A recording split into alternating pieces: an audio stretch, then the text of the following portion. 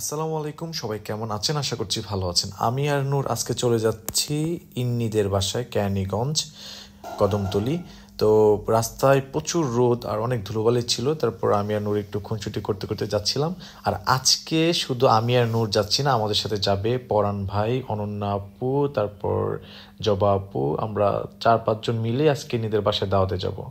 তো আজকে হচ্ছে রোজ ডে আর ভিডিওটা আমি আপলোড করতেছি রমজান মাসে। তো যাই হোক, রিক্সা ভাড়াটা দিয়ে এখন আমরা সিএনজি স্টেশনে যাব। নূরকে বলতেছিলাম, নূর একটু সাবধানে পার হও, কারণ এত পরিমাণ জ্যাম ছিল, রাস্তা পার হওয়াটা খুবই রিস্ক। আর আমি একটু পাশাপাশি থেকে থেকে রাস্তাটা পার করে দিয়েছি।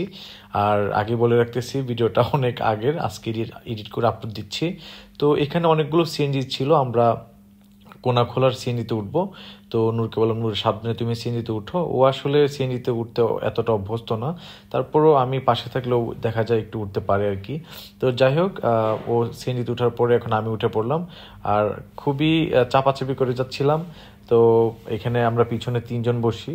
আর ভালো কথা, আমরা যখন যাচ্ছিলাম তখন গ্রামের একটা ফিল আসতেছিল, কারণ কেরানীগঞ্জের যে রাস্তাটুকু আছে, প্রত্যেকটা রাস্তার মধ্যে অনেক সুন্দর সুন্দর প্রকৃতি। তো ও হঠাৎ করে ঘুমিয়ে গেছে আমার কাঁধে। ওর অভ্যাসটুকু এইটাই, ও যখনই আমার সাথে গাড়িতে কোথাও যাবে ও আমার কাঁধে ঘুমিয়ে যায়, এটা ওর অভ্যাস। তো দেখেন গাইস, কোনাখোলার দিকে এই রাস্তাটা আমার এত ভালো লাগে, কারণ এখানে যে পরিবেশটা অনেক সুন্দর। যারা একটু গ্রামের ফিল নিতে চান তারা কেরানীগঞ্জ, কোনাখোলা এই দিক দিয়ে একটু যাবেন, তাহলে গ্রামের ফিলটা আসবে। কারণ এখানে প্রকৃতিটা এত সুন্দর, গাছপালা, ক্ষেত, নদী নালা সব কিছুই আছে। তো আমরা অবশেষে যে প্রায় পৌঁছে গেছিলাম। তো হঠাৎ করে নূরের 13,000 টাকা যেমন যে পায়জামার প্লাজোটা আছে, প্লাজোর পাথরগুলো উঠে যাচ্ছিল। ও বাসা থেকে বের হওয়ার সময় একটু ফিল করছিল যে পাথরগুলো খুলে যাচ্ছে।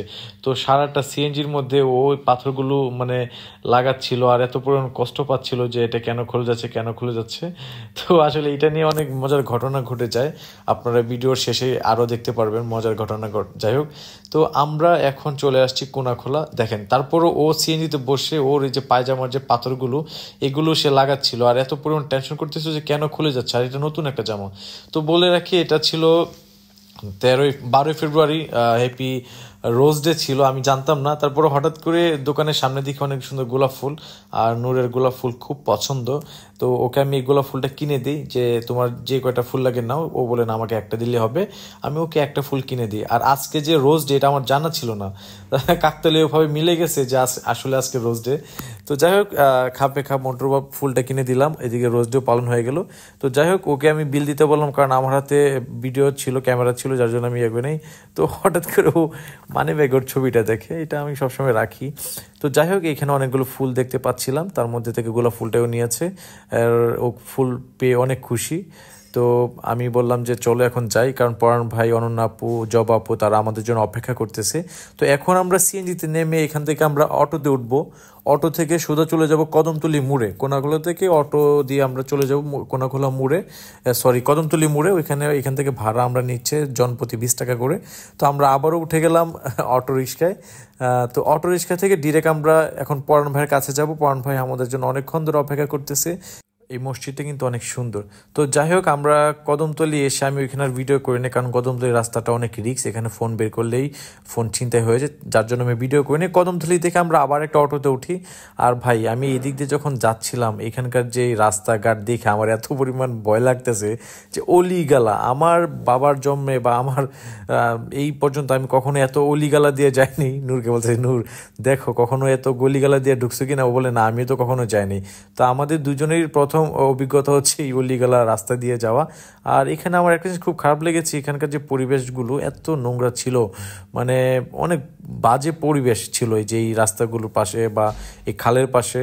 তো আর আমরা দুজনে এত পরিমাণ ঝাঁকি খাচ্ছিলাম, ঝাঁকি খেতে খেতে অলি গলি পার হয়ে তারপর আমরা যাচ্ছিলাম মনে করেন যে পরাণ ভাইয়ের কাছে। আর কিছুক্ষণ পরে পরাণ ভাই চলে আসবে। আর দেখেন গ্যাস, এখানে এত পরিমাণ মানুষ ছিল, এত পরিমাণ বাচ্চারা ছিল। তো যাই হোক, অবশেষে আমরা চলে আসছি মেইন রোডে। আর এখানেই আমাদের জন্য অপেক্ষায় আছেন পরাণ ভাই, অনন্যা আপু। এই যে দেখেন আমার বড় ভাই পরাণ ভাই, বাইরে দেখলে শান্তি লাগে। এই যে এদিকে জাবা আপু আছেন, এদিকে অনন্যা আপু আছেন, তাদেরকে দেখলে কেন জানি আপন আপন লাগে। আর তারা আমাদের খুব আপন মানুষই, বড় ভাই বড় আপুর মতোই তাদেরকে দেখি। অবশেষে তাদের সাথে মিলিত হয়ে গেলাম। পরাণ ভাইকে বললাম, ভাই একটু সামনে আসেন। ভাই তো আইসা পুরা নায়ক ফেল, বাইরে ইন্ডিয়ান নায়ক মিঠুন চক্রবর্তীর ছেলের মতো লাগে। তো যাই হোক, এখন আমরা এখানে কিছু মিষ্টি নিব। আমি মিষ্টি নিচ্ছি এখান থেকে, এখানকার মিষ্টিগুলো নাকি খুব ভালো। তো নূরকে বললাম, নূর তুমি একটু ফোনটা রাখো, আমি এদিক দিয়ে মিষ্টিটা নিয়ে নিই।